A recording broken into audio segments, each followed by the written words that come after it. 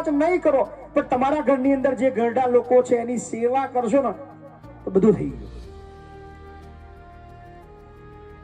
આપણે ભગવાનની માનતા રાખીએ, ભગવાનને ત્યાં રોજ મળવા જઈએ, સરસ મજાના પ્રસાદ બનાવીને મંદિરે લઈ જઈએ, બધાને વહેંચીએ, પણ આપણા ઘરની અંદર આપણી સાસુમાં અથવા કોઈ પણ વડીલ આપણા ઘરની અંદર હોય અને એને મનગમતું ભોજન આપણે ના આપીએ તો એ પ્રસાદની કોઈ વેલ્યુ નથી. આ યાદ રાખજો.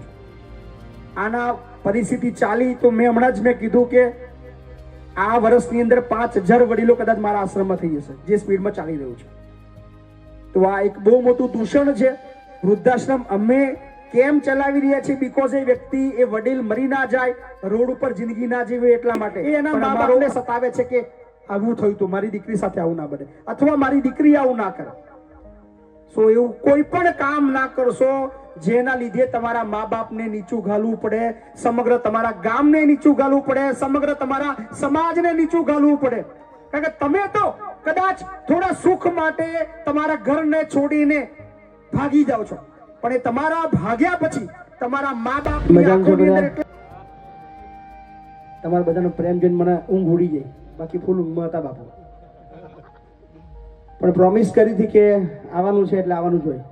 હે બોલીને ફરી જાય બાપુ ના કહેવાય. પણ અદ્ભુત કામ બધા યુવાઓ કરી રહ્યા છે અને ખૂબ આનંદ આવી રહ્યો છે. જ્યારે ખેડા જિલ્લાની અંદર આ બધા કાર્યની શરૂઆત કરી હતી ત્યારે લોકો હસતા હતા. મેં બોલતા હતા કે યુવાઓ રાજ કરશે, યુવાઓ રાજનીતિમાં આવશે, યુવાઓ દરેક ક્ષેત્રની અંદર આગેવાની લેશે, દરેક ગામના એક સરસ મજાના સામાજિક કાર્યો હોય કે કંઈ પણ બાબતની જ્યારે જરૂરિયાત ઊભી થશે ત્યારે હવે યુવા પેઢી આગળ આવીને દરેક વસ્તુની આગેવાની લેવાની છે. અને અત્યારે મને એ વાતની જીત દેખાઈ રહી છે કે દરેક ગામડે યુવા આગેવાની લઈને મસ્ત કામ કરી રહ્યો છે. સો આ મને મારી જીત દેખાય છે. So thank you. 6 મહિના કે વર્ષો સુધી એકાદ વ્યક્તિના જીવનની અંદર કદાચ મારી વાત ઉતરી જાય અને ત્યાં કંઈક બદલાવ આવે તો મારું અહીંયા આગળ આવવાનું સફળ છે. મારો હંમેશા એ પ્રયત્ન રહ્યો છે કે કોઈ પણ જગ્યાએ હું હાજરી આપું ત્યાં 2-5 મિનિટ જ્યારે પણ મને વક્તવ્ય આપવાનો મોકો મળે છે, મારી વાત રજૂ કરવાનો મોકો મળે, ત્યારે કદાચ મારી એક નાનકડી વાતથી કોઈ એક વ્યક્તિના જીવનની અંદર પરિવર્તન લાવવામાં હું સફળ થઉં તો એ મારો ફેરો સફળ છે એવું માનું છું. સો આજે બી મારી એ જ પ્રાર્થના છે ને એ જ મારો પ્રયત્ન છે. બહુ બધી મારી માતાઓ બેઠી છે, બહુ બધા ભાઈઓ બેઠા છે, યુવાઓ બેઠા છે. થોડી વાત સામાજિક ક્ષેત્રે કરી છે કારણ કે આજે આપણે જે જગ્યાએ બેઠા છીએ ત્યાં બીજી કોઈ ચર્ચા થઈ નથી, પણ સમાજની અંદર ઘણા બધા બદલાવની જરૂર છે. અને મારી વાત સમાજ એટલે કોઈ એક સમાજ માટેની નથી, સમગ્ર માનવ વ્યક્તિઓની વાત છે. આપણા ભારત દેશની અંદર આપણી જે સનાતન સંસ્કૃતિ છે એમાં એક જ વસ્તુ શીખવાડ્યું છે કે સમગ્ર માનવ જીવની તમે એમના પ્રત્યે માન રાખો, એમના પ્રત્યે દયા રાખો, નાત જાતના વાડા મૂકી દો. અત્યારે બહુ બધા યુવાઓ છે અને બધા લગભગ સોશિયલ મીડિયાની અંદર છે. સો એક નાનકડી હું થોડું ઘણું જોઉં છું એની અંદર મને થોડું દેખાય છે જાતિવાદના ઉશ્કેરણાજનક વાતો બધી હોય છે. કોઈ એક સમાજ પર કોઈ ટિપ્પણી કરે તો એ સમાજના લોકો એની પર આખા ગંદુ લખતા હોય છે. બીજા કોઈ સમાજ ઉપર જાય પછી એ આખું ચકદોડ ચાલ્યા કરે. એટલે બધા યુવાનોને મારી અપીલ છે કે કદાચ કોઈ આપણા સમાજ પર કોઈ ટિપ્પણી કરે છે તો એને જવાબ આપવાની જરૂર નથી, એને એનું કામ કરવા દો. કારણ કે દરેક સમાજની અંદર 2-5 એવા લોકો હોય જે સમાજને અંદર ઝઘડા કરાવવાનું કામ કરતા હોય છે. સો એની અંદર પ્લીઝ ધ્યાન ના આપતા. અને ખાસ જ્યારે બહેનો બેઠી છે, તમારા ઘરની અંદર ઘરડા લોકો છે ને, મારા વૃદ્ધાશ્રમ તો નહીં, મને ખબર છે. ખાસ સેવા કરજો. તમે મંદિરે જાઓ છો, તમે જાત્રા કરવા જાઓ છો, તમે વ્રત રાખો છો, ઉપવાસ રાખો છો, પ્રાર્થના કરો છો, ભજન કીર્તન કરો છો, આ કશું જ કદાચ નહીં કરો પણ તમારા ઘરની અંદર જે ઘરડા લોકો છે એની સેવા કરશો ને તો બધું થઈ ગયું. આપણે ભગવાનની માનતા રાખીએ, ભગવાનને ત્યાં રોજ મળવા જઈએ, સરસ મજાના પ્રસાદ બનાવીને મંદિરે લઈ જઈએ, બધાને વહેંચીએ, પણ આપણા ઘરની અંદર આપણી સાસુમાં અથવા કોઈ પણ વડીલ આપણા ઘરની અંદર હોય અને એને મનગમતું ભોજન આપણે ના આપીએ તો એ પ્રસાદની કોઈ વેલ્યુ નથી. આ યાદ રાખજો. તમે કદાચ દુનિયાને દેખાડવા, સમાજમાં સારા બનવા, જાહેરની અંદર કદાચ લાખો રૂપિયા વાપરશો, પણ તમારા મમ્મી પપ્પા અથવા તમારા સાસુ સસરા માટે જો ખર્ચો ના કર્યો તો તમારા એ પૈસા ઝીરો છે. યાદ રાખજો સાહેબ. આપણા જીવનની અંદર, આપણા ઘરની અંદર એ ઘરડાના આનંદથી વધારે બીજું કોઈ સુખ નથી. કદાચ ઝઘડા દરેકના ઘરમાં થાય. મારા ઘરની અંદર મહિપતસિંહ કદાચ તમને જ્ઞાન આપે છે. મહિપતસિંહ કયો મહાન વ્યક્તિ નથી, મહિપતસિંહ કોઈ ભગવાન નથી કે મહિપતસિંહ ઘરમાં, મારા ઘરમાં બી ઝઘડા થાય છે. બધું જ એ માનવ જાતિની અંદર બધું જ કોમન છે. પણ એનો મતલબ ક્યારે એ ના થવો જોઈએ કે આપણા ઘરની અંદર આપણા જે વડીલો છે એમને ક્યારે સાંભળવું પડે, એમને ક્યારે એમની ઇજ્જત નથી થતી એવું એમને ફીલ થાય, એમનું વારંવાર અપમાન થતું એવું લાગે, એમને વારંવાર આપણે ઉતારી પાડીએ, એમને આપણે ગણતરીમાં ના લઈએ, આપણે એમની કોઈ વાતની ગણતરી જ ના કરીએ, એમને કહીએ વારંવાર તમને ખબર નહીં પડતી, તમે ચૂપચાપ બેહી રહો. આ ઉંમરની અંદર તમારે બોલવાનું ના હોય, શાંતિથી બેહી રહેવાનું, ખાઈ પીને ભગવાનનું નામ લો. આવું ના થવું જોઈએ. એ જ આપણા સાચા ભગવાન છે. એ જો દુખી છે તો તમારું દુઃખ નક્કી છે. તમારી એ જ પરિસ્થિતિ આવવાની છે. કારણ કે આપણે જ્યારે યુવાન હોઈએ છીએ ત્યારે આપણને એવું લાગે કે યાર આપણે ક્યારે ગરડા થવાના જ નહીં.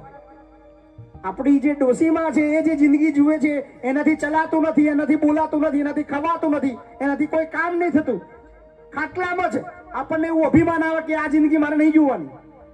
એ જ જિંદગી 10 વર્ષ 20 વર્ષ પછી તમારી છે. પણ તમારા જો કર્મો સારા હશે, તમે જો તમારા ઘરડા લોકોની સેવા કરશો, આજુબાજુના લોકોની બી સેવા થાય. મારા ત્યાં 800 છે, કોઈ આજુબાજુ વાળા બી નહીં, કોઈ હગાવાળા બી નહીં, તો એમાં સેવા કરીએ છીએ.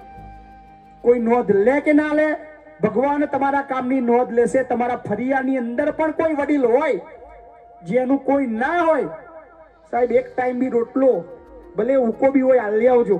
કદાચ એ ભૂખ્યો હશે ને 3 દિવસનો, એ હુકો રોટલો બી એટલા આશીર્વાદ તમને આપશે કે તમારી હાથ પેઢીમાં ક્યારે દુઃખ નહીં પડે. આ યાદ રાખજો. બીજું કશું વધારે બોલતા તો મને નહીં આવડતું, પણ એક વસ્તુ ચોક્કસથી કહેવી છે કે જે હું રોજ અત્યારે દુઃખ અનુભવી રહ્યો છું, રોજ 20 એડમિશન આવે છે, રડતા કકડતા એક જ કમ્પ્લેન છે, ઘરમાં રાખવા તૈયાર નહીં. આઝાદી જોઈએ છે બધાને, પણ ઘરડું માણસ ઘરની અંદર કોઈને ગમતું નહીં. આના પરિસ્થિતિ ચાલી તો મેં હમણાં જ કીધું કે આ વર્ષની અંદર 5000 વડીલો કદાચ મારા આશ્રમમાં થઈ જશે, જે સ્પીડમાં ચાલી રહ્યું છે. તો આ એક બહુ મોટું દૂષણ છે. વૃદ્ધાશ્રમ અમે કેમ ચલાવી રહ્યા છીએ? બીકોઝ એ વ્યક્તિ, એ વડીલ મરી ના જાય, રોડ ઉપર જિંદગી ના જીવે એટલા માટે. પણ અમારો અંતિમ લક્ષ્ય એ છે કે મારા વૃદ્ધાશ્રમમાં એક પણ વડીલ ના રહે, એ માટેની મહેનત અમે કરવા નીકળ્યા છીએ. તો બધાને બહુ બધી અપીલ છે કે તમારા વડીલને સાચવજો. એનાથી વિશેષ બીજું એક વસ્તુ કે તમારા બાળકને ભણાવવા માટે ખર્ચો કરજો.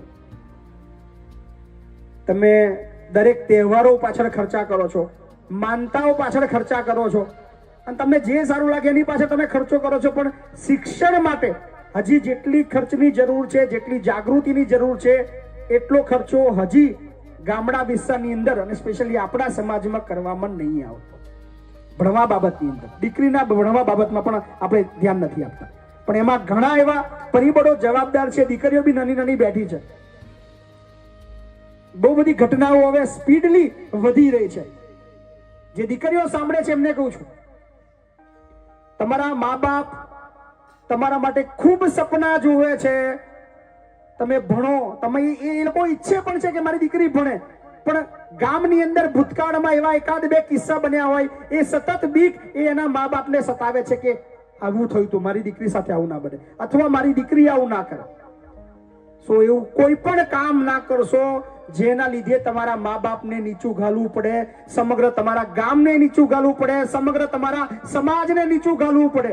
કારણ કે તમે તો કદાચ થોડા સુખ માટે તમારા ઘરને છોડીને ભાગી જાઓ છો, પણ એ તમારા ભાગ્યા પછી તમારા મા બાપની આંખોની અંદર એટલા આંસુ આવે છે, દર બદર ભટકે છે, ગામની અંદર સરખી રીતે ઊંચા અવાજે બોલી નથી શકતા, ખુલ્લી આંખોથી નીચે નીકળી નથી શકતા, સમાજમાં ક્યાંય માન મર્યાદા એમની જળવાતી નથી, એ દુઃખ, એ પાપ ના ભાગીદાર ક્યારે ના બનતા. કદાચ 17 વર્ષે 16 વર્ષે 18 વર્ષે કોઈ છોકરો ગમે આપણને, પણ એનો મતલબ એ નથી કે આપણે ભાગી જઈએ.